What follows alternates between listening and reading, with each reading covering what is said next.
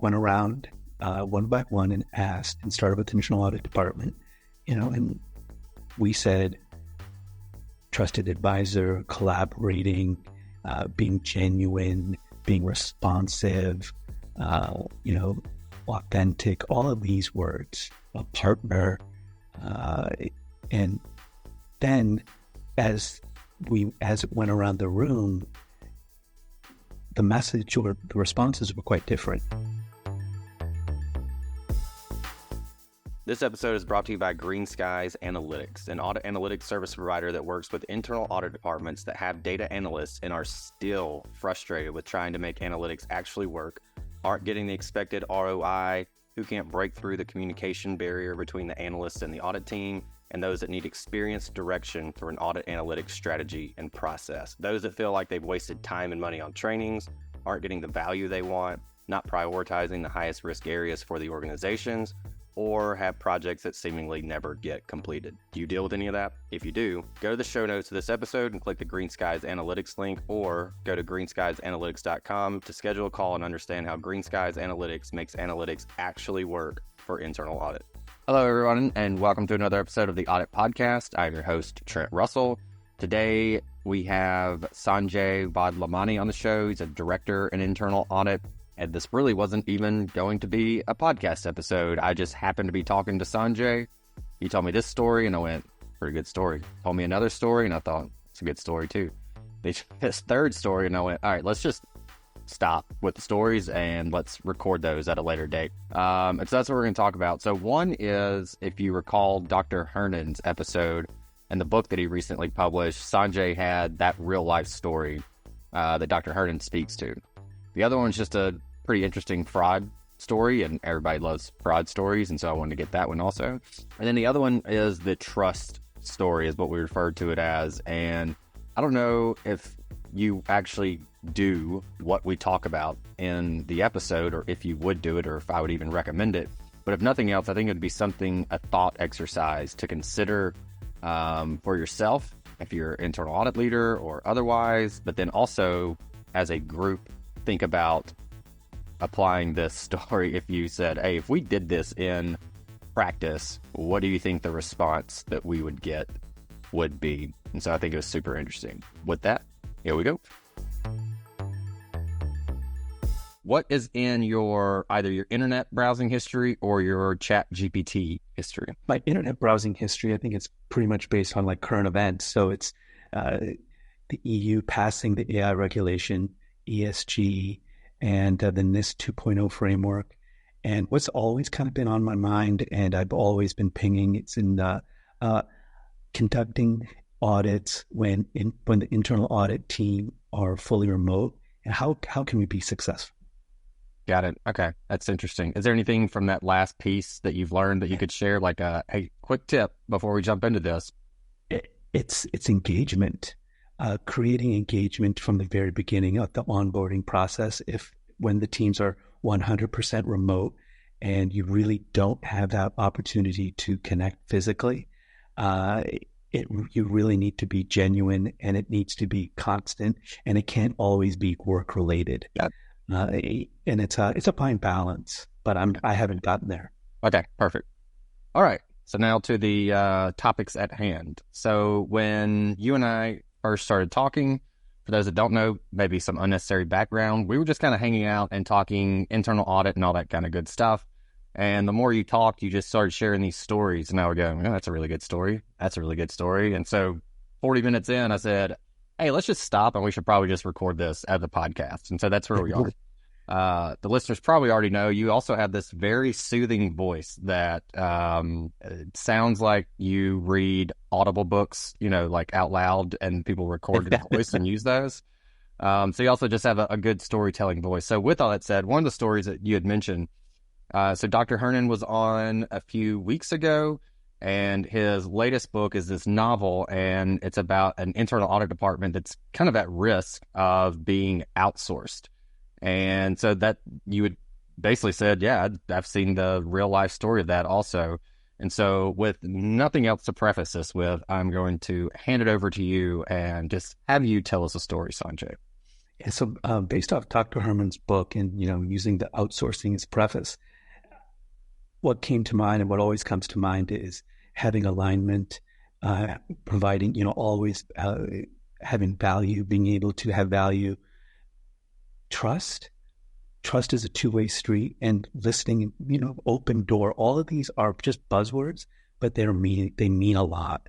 And the moment that any of those erode, it's being able to pivot, being able to be self-aware and understand what the needs are. Might be a new emerging risk, might be an audit, might be that the scope needs to be changed, whatever it might be, or just the auditees' requirements they have different objectives at the moment. They have another fire drill.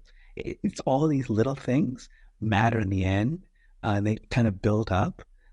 So communication and all of it could end up at the detriment of the team. Yeah, and you had this, I know we had someone else on who had the word value that they wrote on their board. And it's every time I talk to them, you can see it on the background. It's the same all caps value in quotes. And a lot of times he'll point to that and just go, basically, what's the value here? And I feel like you had a similar story about the word trust. Is that right? Yeah, that's true. So there was a time when the internal audit department was in a board meeting, and before it started, the word trust was on the screen. It was a virtual screen.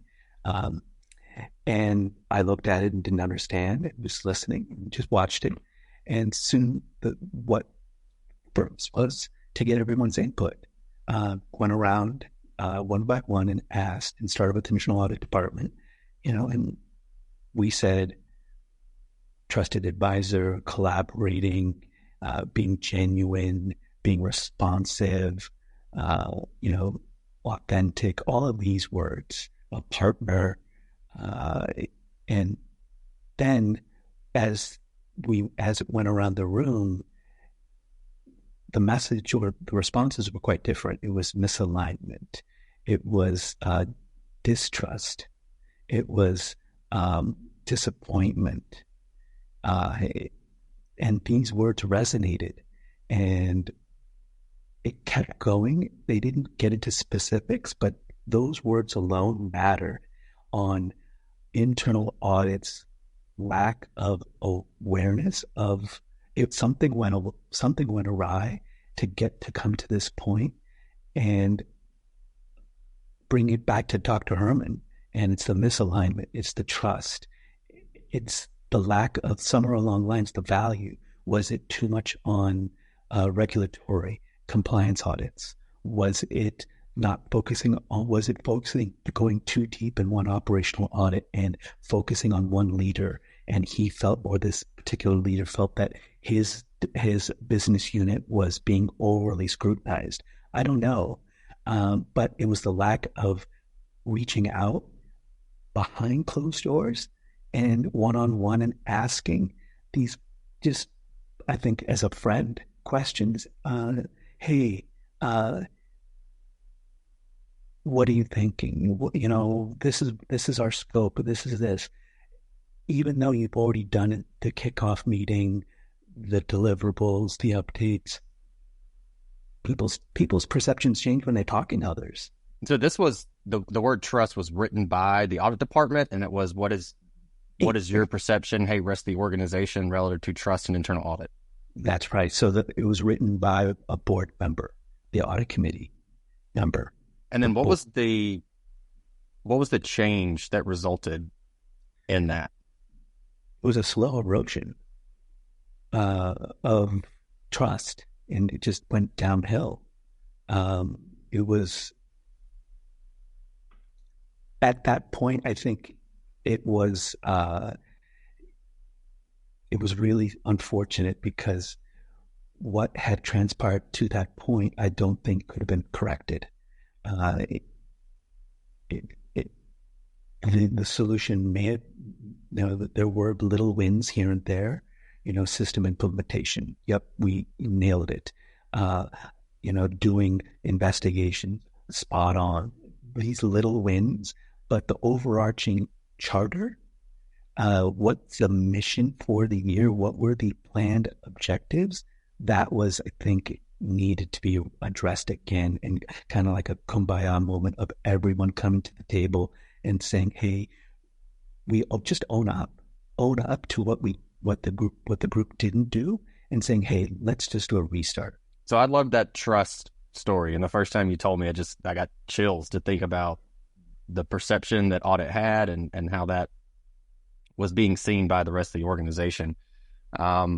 But you also talked about this fraud story, and fraud obviously can be sensitive. So to the extent that you can, could you share that story with the audience? Sure. So, as being an internal auditor, you tend to always dive into the details and want more details. Never some information is always, you want more of it.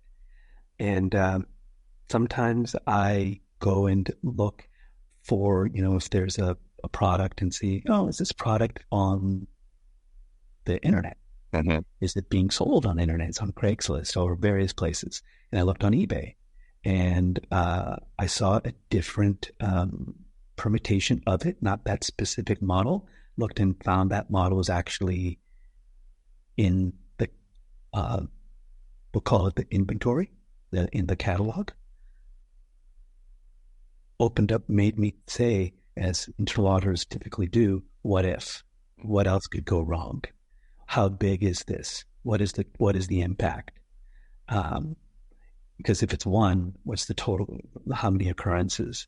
And how long has this been happening? And sadly, it was a low dollar, and management decided that low dollar, it's a one-off. We're okay. We need our resources allocated to something else. And personally, I don't think it's a dollar issue. I think it's a behavioral issue, because, yeah, maybe today it's $100, $50, but tomorrow it could be we could now be talking about reputational risk, customer risk, and that could have a real impact on the top line. So I think it was a missed opportunity to show true value. Yeah, I think some of those little ones that you talk about starts to not necessarily become the culture, but lend itself more that way. And so, yeah, and you likely should weed those out where you can. All right. The other topic that we had hit on was your risk assessment process. And so I wanted to let you hit on that a little bit, because there's a lot of interest that we get from listeners on risk assessments and how do people do it, and et cetera. And so again, I'll just give you the floor, just kind of tell that story again, or kind of walk us through your risk assessment process. Sure. Taking a step back after like the collapse of SVB, I think we all kind of understood the importance, or should have been the importance of having continuous monitoring of the risk assessment process. Because when interest rates did fluctuate, did increase, there was this huge exposure that SVB had in that hole. And looking back upon it, it starts with the scoping and planning. Did internal audit go and get the company's objectives? Are they doing a self risk assessment? Are they sending it out to the leaders across functional business units, up from the managers all the way up, to get different perspectives on the risk? Do they risk? Is there a risk analysis done? Do they have a risk methodology? Is there a risk universe? Are they assessing it based on impact and likelihood? And when they go in aggregate all these risks, is there any risks that are considered emerging risks, new risks? And if put that aside and say, okay, now we need to do a separate review and identify, are there controls in our current environment that addresses these, irrespective of any regulatory compliance or SOX or any of those kind of initiatives? We need as an organization to have something in place. And then after all this, you prioritize the risk. It can be 1, 2, 3, high, medium, low. And then once you've had this draft, we'll call it, in a heat map format or however you want to have this deliverable, you should share it. You need to have it. You need to be transparent with the stakeholders and then get their feedback, make any tweaks that are you think appropriate, share it internally with the internal audit group to get their perspective as well as the CAE. And then ultimately, it should flow all the way up to the board because this is the foundation for the internal audit plan, for maybe if you're going to leverage, and you should leverage this for your SOX risk assessment, it should be 90% of your work because you have the objectives, you have the risk, you have the controls, you're tying all of that through. And whether the controls are operating effectively, you have all of that there. And that really should be the plan. And then lastly, if any of these new emerging risks you identify a control that is not operating effectively, well, then you should then at that very moment work with those process owners, control owners, all these the people, and start with a risk mitigation plan before it becomes a problem. Yeah. So, and you said continuous monitoring. So I'm sure there's some folks that think, well, we don't have a data analytics function to be able to do this continuous monitoring on a, weekly basis or monthly or, whatever it might be. But I think it's more of the takeaway is don't set your annual audit plan and then just stick to it throughout the year. You should continuously update it in the sense of, when we talk to management, what's going on, or the other factors that you would take into consideration there. Is that right? That's right. So it can take two flavors, right? If you have a tools like Microsoft Power BI, yeah, of course you can do continuous. You can go that route. Or if you don't, then you can do refreshes on a quarterly basis. You can get the financials. It might be a lag, but that is much better than going off of annual numbers. And then you do the same thing. It could be a more of just a high level, update everything, do a quick sniff test, send out maybe abbreviated questionnaires to 6 people, 7 people of the high risk areas, the medium risk areas, and say, has anything changed? Because things do change, and you want to be in front of it. You don't want to be behind the risk. All right, so we hit on a couple of random topics to a degree. So trusted advisor, a fraud story, and a risk assessment. And so those are all the stories that we just ended up talking about, like I mentioned earlier when you and I were just talking and then realized, hey, we should probably record this. So with that said, that's what I wanted to hear from you, and I wanted the audience to hear also. But is there anything else that you might want to leave the audience with? Just maybe like 2 things. Internal audit is always talking about continuous monitoring, and how can internal audit take this from just being a discussion point to something that's actively being practiced to take risk monitoring to the next level.